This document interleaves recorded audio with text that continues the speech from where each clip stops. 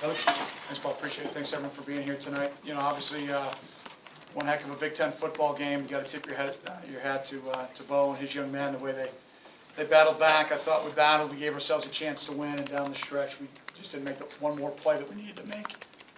Be it 2 balls we got our hands on a drive that led to a touchdown.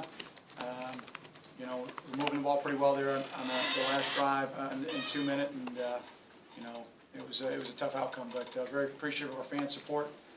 Going to have to flush this one quickly and get back at it. You know, we've obviously got a big game here a week from now, and you know, we got big games left. I mean, that's the way you got to look at it. We had an opportunity. We gave ourselves every opportunity to do it, but we didn't make plays on the stretch. And again, credit Nebraska for doing that. We ended up in the short end. So tough pill to swallow, but as a competitor, it's reality sometimes when we don't get our guys to make those plays. And we'll take a look critically at what it was it schematically? Were we in position? Did we lose position? And things of that nature. But heck of a battle, just ended up 1 play short. So with that, how about some questions? Coach, on that 2-minute drive, did you have a general idea of where you were going to go for it on 4th down and where you're going to give Jeff a chance to win it? Yeah, you know, I feel pretty good with Jeff, especially with there was no wind really in the building at all from about 55, and you know, it was towards the top of his yardage there, but I felt confident in his kick and or his distance and his ability to make that kick, and it just went a little bit wide right. He had plenty of leg. If it's what happened to Venerick, he lost him at some point in bad news as well. Yeah, you know, I'll have my injury report to clarify on Monday, but it looked like you know, Nick got shoulder banged up a little bit, and then you know, V just got a little dinged up there in the 4th quarter. Coach, you mentioned that you need to make one more play, and you don't know if it's schematically or is there a psychological issue that you think came into play when you took a 12-point lead 8 minutes ago? No, I don't think so, David. I think that you know, we're right there to make a play. You know, we got to make those plays to win. I mean, if you get one of those turnovers caused, it's a totally different outcome to the game. And then we're in position here to make a few plays on the stretch, and we don't make them. So I don't think it has anything to do psychologically, because a week ago we went out in a 2-minute drill, and our defense pushed the offense back 3 times. So not at all. I just think we've got to make some plays. I mean, it's the name of this game. We're right there, and you know, looked like we lost our leverage. That's what it looked like to me. There were 4 pass plays there that were in position, but we're in outside leverage when we should be inside leverage. We've got to look at why. Was it the call?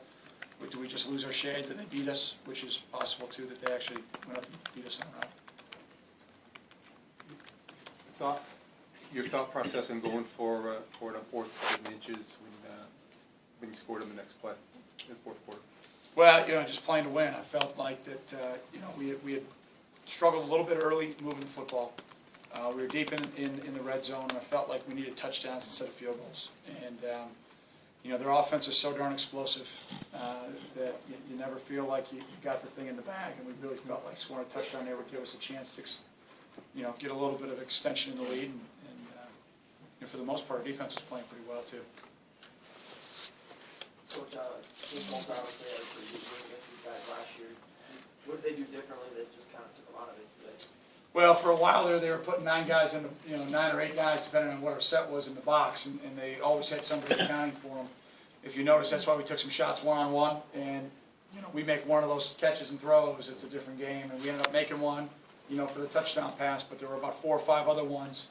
If they're going to go out there and play one-on-one, we've got to take advantage of it, and we just got to make those plays as we move forward in the future. So, you know, schematically, you knew they were going to really load the box. We were going to have to take some shots down the field, and we did, and we basically went 1 for, you know, we would have gone 2 for.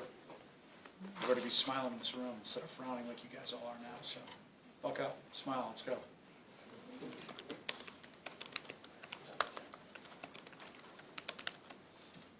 Coach, you brought up how Kane was releasing 8 or 9 men in the box. Yep. I'm just wondering if he has the authority to maybe audible on the field, or if his releasing the Kane didn't personally really take any shots down the field. I was just wondering if you guys maybe thought of letting Kane throw the ball deep. Yeah, I mean, we definitely will, but, you know, based on the play call, you know, in the situations, it's probably why I didn't do it. So we've got a system to go with that, yeah. Coach, on defense, it seemed like for 3 quarters, guys were able to really pressure Taylor Martinez, make him uncomfortable, bring him down a lot. In the 4th quarter, he was able to settle into that groove and kind of make the field. You can change the directions on him. They're pretty good. I mean, You know, they've, was this a season low in their points that they've scored? I don't know, pretty close. You know, I mean, I thought we battled them pretty well. I mean, I know they got a bunch of yards. They have on just about everybody. You know, we got 5 guys sitting out there in skill positions that all can score in every play, and we felt like if we could tackle well and keep the ball inside and in front of us, we'd win the game. And for about 3.5 quarters, we did that. And then for 2 drives, we didn't. That's the difference in the game.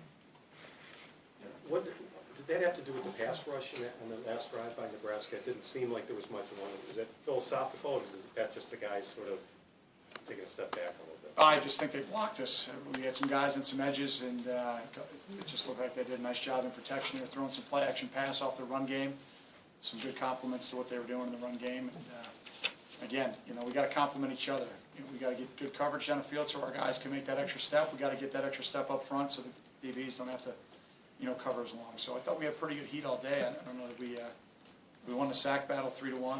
You know, I thought we harassed them pretty well for a guy as mobile as he is. Offensively, do you think you guys have struggled more as the season goes on, or is it just playing opponents or better opponents? Is that sort of part of that?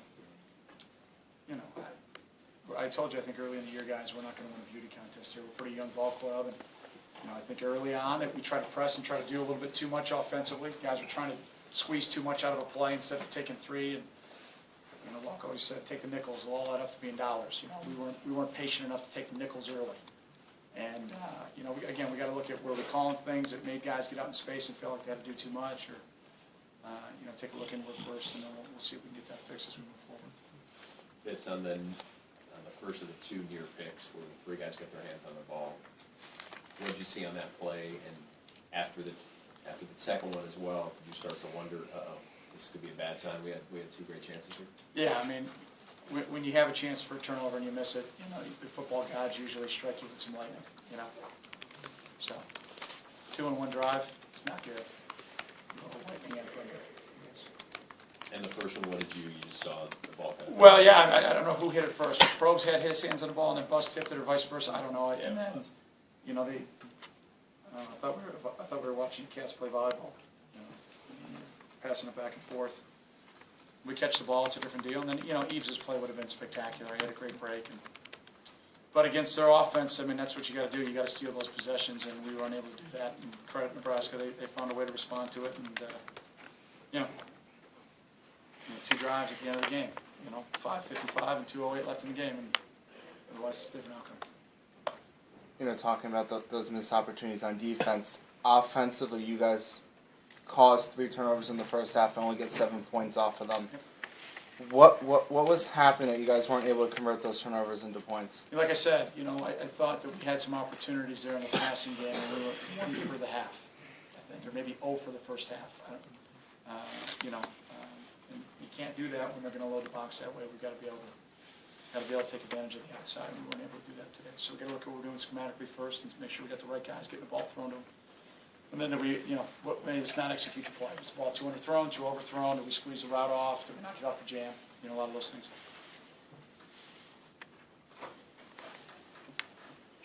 Anyone else? Thanks, Coach. Great. Thank you guys so much. Travel home safe. Okay.